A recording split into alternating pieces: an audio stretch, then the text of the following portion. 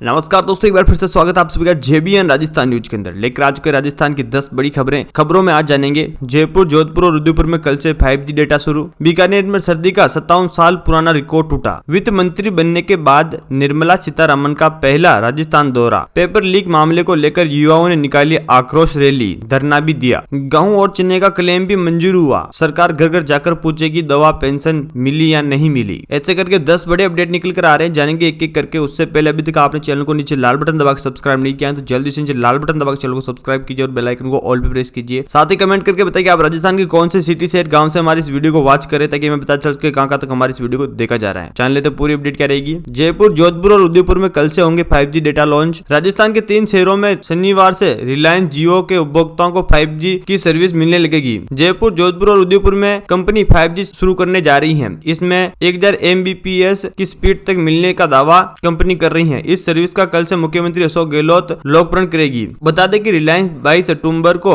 राजसमंद के नाथद्वारा में 5G सेवा की शुरुआत की थी। उसी समय कंपनी ने नए साल से राजस्थान के प्रमुख शहरों में शुरू करने की घोषणा की थी। हालांकि इस सर्विस के शुरू होने से पहले 4G उपभोक्ताओं का डाटा स्पीड कम होने की शिकायत बढ़ने लगी है। तो क्या 5G चालू होने से आपकी भी स्पीड में कमी आई या नहीं, ये हमारे कमेंट बॉक्स में आकर जरूर बताइएगा। जान लेते हैं अगली बड़ी अपडेट क्या रहेगी। बीकानेर में सर्दी का 57 साल पुराना रिकॉर्ड टूटा। कोहरे और शीतलहर के चलते राजस्थान में कड़ाके की ठंड जारी है। हालात ये है कि रात और दिन एक जैसी सर्दी हो रही है। हनुमानगढ़, गंगानगर और धौलपुर में तो दिन का तापमान 12 डिग्री सेल्सियस से नीचे चला गया है। वहीं जयपुर में सर्दी के देखते हुए 8वीं क्लास तक की छुट्टियां मकर संक्रांति तक बढ़ा दी गई हैं। इधर ठंड ने बीकानेर के 57 साल पुराने रिकॉर्ड तोड़ दिए हैं, जबकि दूसरे दिन भी सीकर, फतेहपुर और जोबनेर में तापमान में गिरावट दर्ज की गई है। आज बीकानेर में पारा 0 डिग्री पर दर्ज हुआ, जैसे वहां पर कई जगहों पर बर्फ जम गई। बीकानेर में जनवरी के महीने में सबसे कम तापमान 1964 में दर्ज हुआ था। जयपुर, कोटा में आज न्यूनतम तापमान 3.6 डिग्री है। वहीं गंगानगर में 4.7, उदयपुर में 5.8, जोधपुर में 6.5, जैसलमेर में 6.2, अजमेर में 4.4 और बाड़मेर में 7.2 डिग्री सेल्सियस दर्ज हुआ। बता दें कि राजस्थान में आज 21 शहरों में सर्दी का जबरदस्त कहर रहा है। यहाँ तापमान 5 डिग्री सेल्सियस से भी नीचे रहा है। फतेहपुर, सीकर, चूरू, बीकानेर, माउंट के अलावा अजमेर, जयपुर, भीलवाड़ा, अलवर, पिनाली, कोटा, बूंदी, बारा, चित्तौड़गढ़, पाली, फलोदी, गंगानगर, नागौर, कोटा, हनुमानगढ़ और करौली में न्यूनतम तापमान 1 डिग्री से 4 डिग्री सेल्सियस तक दर्ज हुआ है। इधर ठंड को देखते हुए बढ़ चुकी है स्कूलों की छुट्टियां। कड़ाके सर्दी के कारण राजस्थान ने अधिकतर जिलों में कलेक्टर की ओर से अलग अलग क्लासों के अनुसार छुट्टियां घोषित करते हुए सिलसिला जारी है। जयपुर में पहले 7 जनवरी तक छुट्टियां घोषित की गई थी, लेकिन आज इन्हें बढ़ाकर 14 जनवरी तक कर दिया है। 8वीं क्लास के बच्चे 16 जनवरी से स्कूल जाएंगे। वहीं प्रदेश में ठंड के असर को देखते हुए पाली, बीकानेर, उदयपुर, अजमेर, चित्तौड़गढ़ और सवाई माधोपुर समेत अन्य जिलों में स्कूलों की छुट्टियां बढ़ा दी गई हैं, जबकि जोधपुर में 15 जनवरी तक स्कूलों की टाइम बदल दिए जाएंगे। तो यह है कुछ सर्दी का असर। जान लेते हैं अगली बड़ी अपडेट क्या रहेगी। वित्त मंत्री बनने के बाद निर्मला सीतारमण पहला राजस्थान दौरा। केंद्रीय मंत्री निर्मला सीतारमण रविवार को 8 जनवरी को कोटा आएगी। वित्त मंत्री बनने के बाद निर्मला सीतारमण राजस्थान में यहाँ पहला आधिकारिक दौरा होगा। निर्मला सीतारमण के इस दौरे के पीछे बड़ा रोल लोकसभा अध्यक्ष ओम बिरला का है। माना जा रहा है कि बिरला के कहने से ही निर्मला सीतारमण राजस्थान आ रही हैं। यही वजह है कि राजस्थान में यह कार्यकाल कोटा में हो रहा है। राजस्थान में क्रेडिट आउटरीच प्रोग्राम के तहत लॉन्च बटन के लिए खुद सीतारमण राजस्थान आएगी। जान लेते हैं अगली बड़ी अपडेट क्या रहेगी। पेपर लीक मामले को लेकर युवाओं ने निकाली आक्रोश रैली, धरना भी दिया। प्रतियोगी परीक्षाओं के पेपर लीक मामले को लेकर गुरुवार को युवाओं ने बेरोजगार युवा आक्रोश रैली निकालकर विरोध जताया। तहसील कार्यालय के आगे धरना देकर प्रदर्शन किया। युवाओं ने कहा कि सरकार की कमियों के कारण बार बार भर्तियों के पेपर लीक हो रहे हैं। इसी प्रतियोगी परीक्षाओं की वर्षों से तैयारी कर रहे युवाओं में निराशा के भाव पैदा कर रहे हैं। बार बार पेपर लीक होना सरकार की नाकामी दर्शाती है। इसकी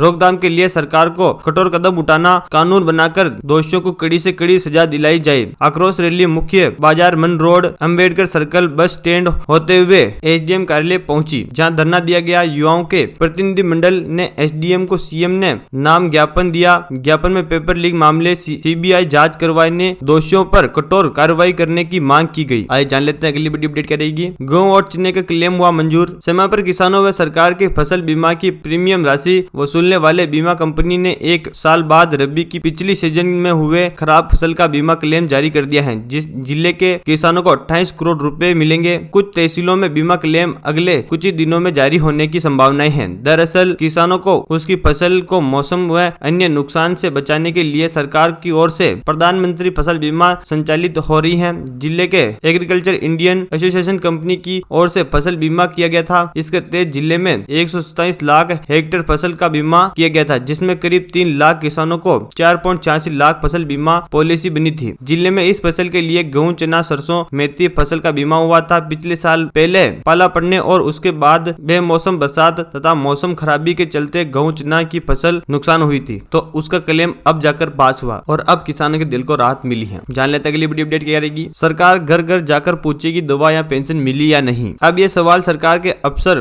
ग्राउंड लेवल पर जाकर आम जनता से पूछेगी। केवल कागजी कार्रवाई नहीं होगी, मौके पर ही ऑनलाइन रिपोर्ट बनकर उसी डिपार्टमेंट के पास पहुंचेगी जिस खुद सीएम गहलोत हेक्टर करते हैं। मकसद है दवा, पेंशन, राशन जैसी योजनाओं को जिस उद्देश्य से शुरू किया गया है उसका फायदा उन तक पहुंचे। प्रदेश में पहली बार सरकार योजनाओं को ऑडिट के लिए ऐसी अथॉरिटीज बनाई गई हैं जो आईएएस अधिकारियों को देखरेख में काम करेगी। ये जिले के अलग टीम बनेगी और दफ्तर भी खुलेगा। टीम से जुड़े मेंबर स्कीम में किसी भी प्रकार की शिकायत मिलने पर हाथों हाथ रिपोर्ट बनाकर सबमिट करेंगे। तो ये बहुत अच्छी खबर है। ऐसा होता है तो काफी लोगों को काफी ज्यादा फायदा भी होगा। आज जान लेते हैं अगली बड़ी अपडेट क्या रहेगी। जुआ और सट्टे के खिलाफ कार्रवाई। करौली सदर थाना पुलिस, सूरत थाना पुलिस ने शुक्रवार जुआ और सट्टे के खिलाफ अलग अलग कार्रवाई में 6 लोगों को गिरफ्तार किया। इसके साथ ही पुलिस ने आरोपियों को कब्जे से जुआ राशि के 23,370 रुपए जब्त किए। करौली सदर थाना अधिकारी कुलपाल सिंह ने बताया कि अपराधियों के खिलाफ एसपी नारायण टोगस निर्देश में जिला पुलिस अभियान चलाया जा रहा है। अभियान के तहत थाना अधिकारी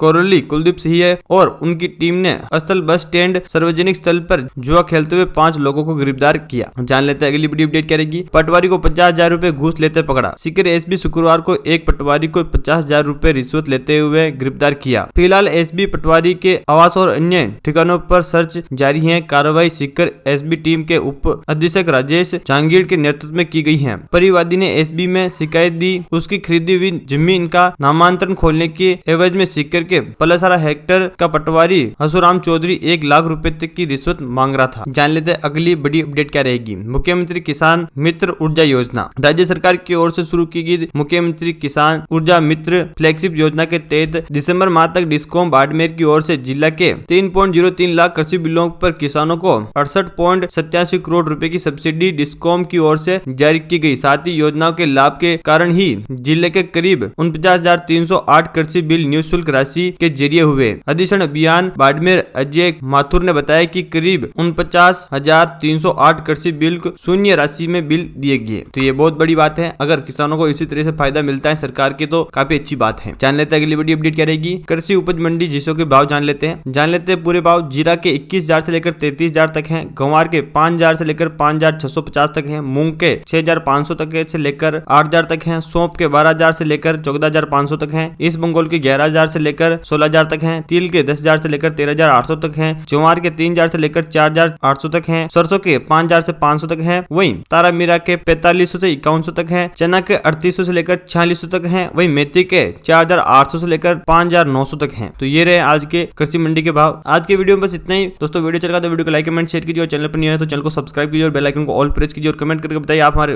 इस वीडियो को कौन सी जगह से देख रहे हैं, ताकि हमें पता चले कहां तक हमारी इस वीडियो को देखा जा रहा है।